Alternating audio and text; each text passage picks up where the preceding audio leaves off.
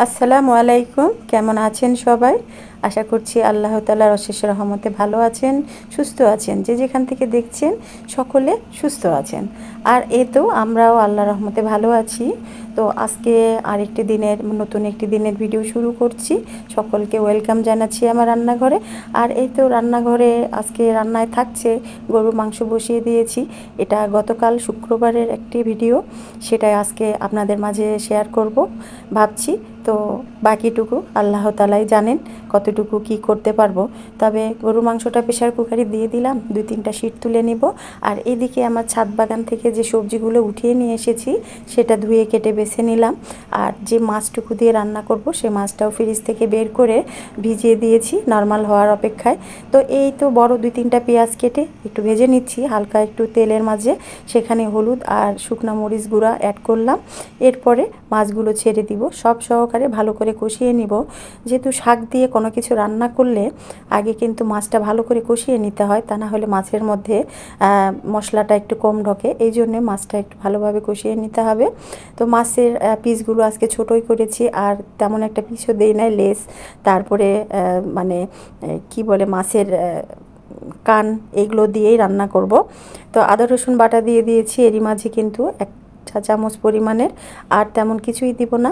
পেঁয়াজের সাথে আমি কয়েকটা রসুনও কিন্তু ছেঁচে দিয়েছিলাম, সব সহকারেই ভেজে নিচ্ছি। আর এই যে দেখাচ্ছি বাইরের আবহাওয়াটা খুবই সুন্দর, আজকে প্রচণ্ড বাতাস এবং রোদ দুটোই কিন্তু আছে। খুব একটা শীতও কিন্তু মালুম হচ্ছে না, খুব একটা শীত কিন্তু এখনও পড়ে নাই। মাঝে মাঝে একটু করে সন্ধ্যায় শীত পড়ে, কিন্তু প্রচণ্ড গরম পড়ে রাতে, আবার ভোর রাতে যে একটু ঠান্ডা। আর এই কারণেই কিন্তু আমাদের বাচ্চা কাচ্চাদের সবার, ছেলে বুড়ো সবারই কিন্তু সর্দি কাশি ঠান্ডা জনিত সমস্যা শুরু হয়ে গেছে সব জায়গাতেই, তাই না? তো এই তো একটু ভালো করে কষিয়ে নিয়ে একটু পানি দিলাম, দিয়ে আবার একটু কষিয়ে নিব। তার মাঝে এই যে শাকগুলো ছড়িয়ে দিয়েছি। আর কতগুলো শাক কতটুকু হয়ে গেছে দেখেন।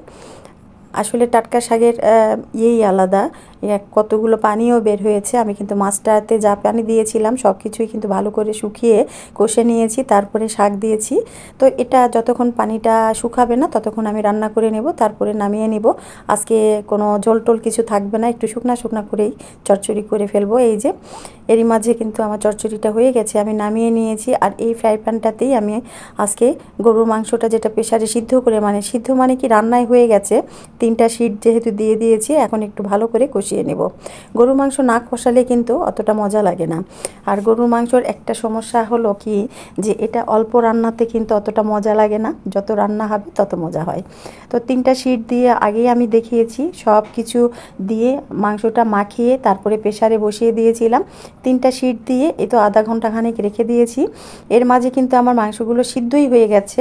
এখন এইটাকে ভালো করে একটু কষে কষে নিব। আর আমি কিন্তু মাংসর সাথেই যখন সিট দিয়ে নিয়েছি তখনই কিন্তু 3টা আলুও কেটে দিয়েছি, কারণ এই মাংসের সাথে আলু তো থাকতেই হয়, আপনারা সকলেই জানেন আমার ছেলে মেয়ের জন্য। তো ওদের জন্য 3টা, বেশি না 3টা আলু দিয়েছি, হয়ে যাবে।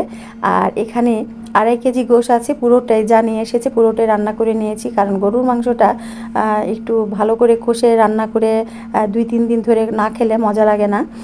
আর গরুর মাংস এই জন্যই আমি রান্না করলে একটু বেশি করে রান্না করার চেষ্টা করি, কারণ অল্প একটু রান্না করলে দেখা যায় যে মজা হওয়ার আগেই শেষ হয়ে যায়, এটা অতটা ভালো লাগে না। তো একটু জিরা ভেজে দিব।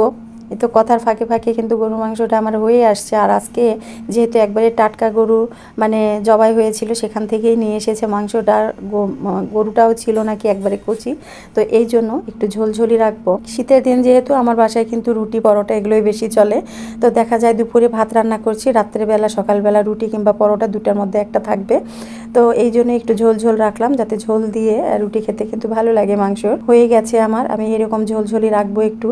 এই যে খুব একটা ঝোলও না, কিন্তু আমি এটা এখন টেনে নিবে। গরুর মাংসের কিন্তু একটা ইয়াও আছে যে এই যতটুকু ঝোল রাখা যায় বেশ খানিকটা কিন্তু টেনে নেয়। তো জিরা ভেজে এখন একটু গুঁড়া করে ছিটিয়ে দিব।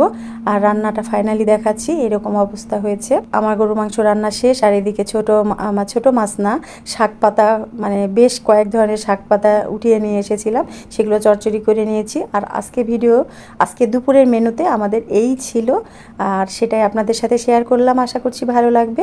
আর আজকে এই পর্যন্তই শেষ করছি ভিডিওটা আমার শেষের দিকে। সকলে ভালো থাকবেন, সুস্থ থাকবেন। প্রকৃতির যে খেলা দেখাচ্ছে, কখনো শীত কখনো গরম, এরই মাঝে যারা আমাদের ছোট ছোট সোনামণিরা আছে, যারা বয়স্ক আছে, তাদের একটু আলাদা টেক কেয়ার নিতে হবে। সকলে সুস্থ থাকবেন, ভালো থাকবেন। আল্লাহ হাফেজ, শুভ দুপুর।